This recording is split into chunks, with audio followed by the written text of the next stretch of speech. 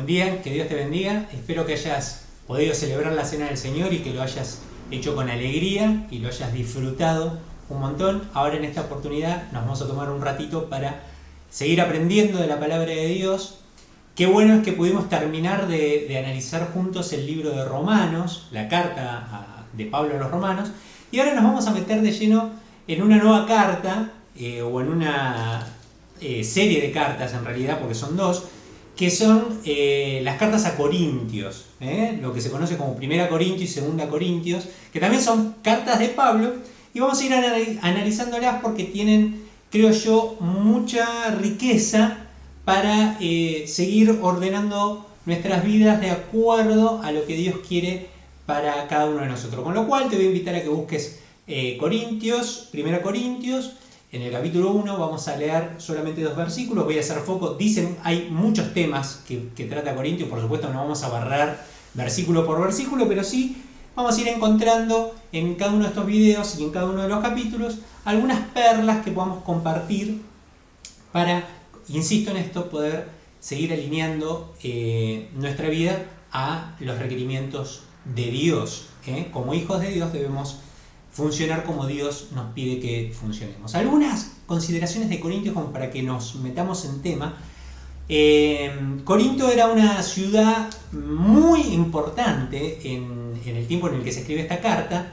Era una ciudad muy cosmopolita, por así decirlo. Cosmopolita significa que muchas personas de distintas nacionalidades se congregaban en esta ciudad para hacer negocios. Era una ciudad muy importante porque también era sede de unos juegos parecidos a los Juegos Olímpicos que en la región se jugaban y obviamente Corintios tenía su lugar ahí y tenía un templo muy importante un templo pagano, ¿no? Muy importante sobre una colina, la cual se podía inclusive ver grandes distancias, inclusive se dice que se podía ver en un día claro hasta algunos lugares de Atenas.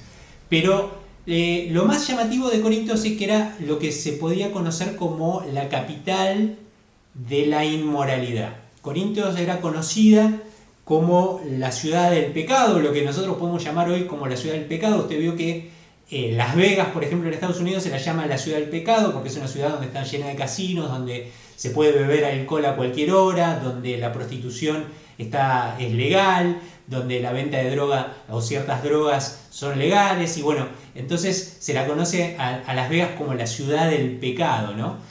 Bueno, algo parecido podía llegar a ser Corintios porque justamente era un lugar donde la inmoralidad abundaba y era una suerte de libertinaje en todo sentido, ¿no? Entonces las bajezas más tremendas, las oscuridades más profundas habitaban en esta sociedad, y era una sociedad que se permitía vivir de un libertinaje absoluto. El Señor no tiene mejor idea que instalar una iglesia ahí, ¿no? Entonces, como suele suceder, Dios tiene propósitos extraordinarios, y en el medio de la ciudad del pecado de la antigüedad, ¿no? Esta Corintios, llega el cristianismo también y se hace una iglesia.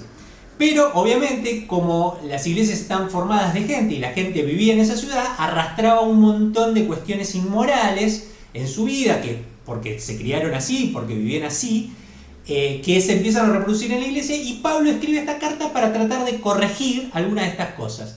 A mí me parece muy interesante esta carta para cada uno de nosotros, porque a veces nos pasa que personas que decidimos seguir al Señor Jesucristo, nos cuesta dejar algunas cosas que el Señor condena en su palabra y que obviamente tienen que ver con la moralidad y tienen que ver con la ética, y estamos en esa constante lucha con los pecados que arrastramos de nuestra vieja vida.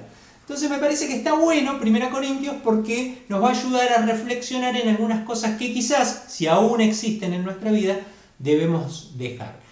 La iglesia de Corintios tenía, se escriben 2 cartas a Corintios, y uno pensaría que es una gran iglesia con mucha gente. Se supone que, o se cree que es una iglesia muy pequeña, una iglesia que probablemente tendría algo así como 30 miembros.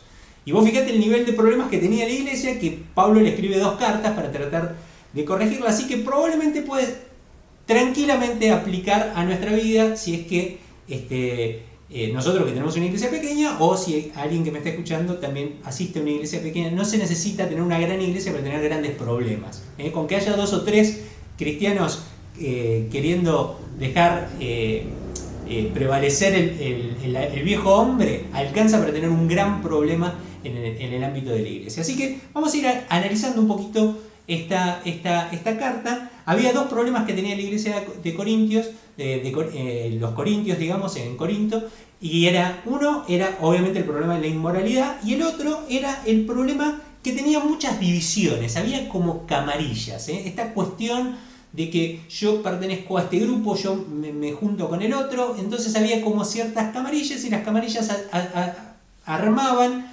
una suerte de lo que está muy común aquí por estas latitudes de Argentina hablar, que son las grietas. Había grietas, estaba yo de un lado, yo del otro, y bueno, y había discusión. Imagínate, en un grupo bastante pequeño de la iglesia ya había camarillas y divisiones, y este es un tema que va a tratar Pablo, que es la falta de armonía, y de hecho este mensaje se llama la falta de armonía te perjudica. Y vamos a analizar un poquito cómo la falta de armonía nos puede perjudicar a nosotros que queremos vivir en la comunidad cristiana. Dicho lo cual, quiero decirte que a pesar de todos los problemas que tiene la gente esta de Corintios, Pablo le dice algo extraordinario. Dice en los primeros versículos que ellos son llamados a ser pueblo santo de Dios, porque es el Señor el que los santificó. Es decir, que a pesar de los problemas que tengamos con el pecado, el Señor ya nos santificó.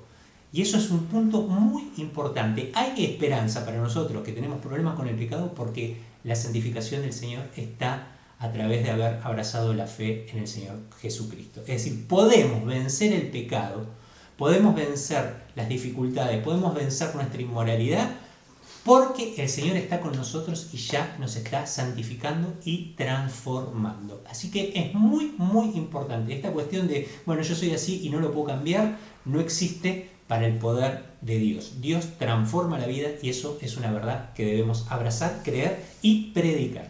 3 cosas que quiero decir por qué te perjudica la falta de armonía en la comunidad de fe.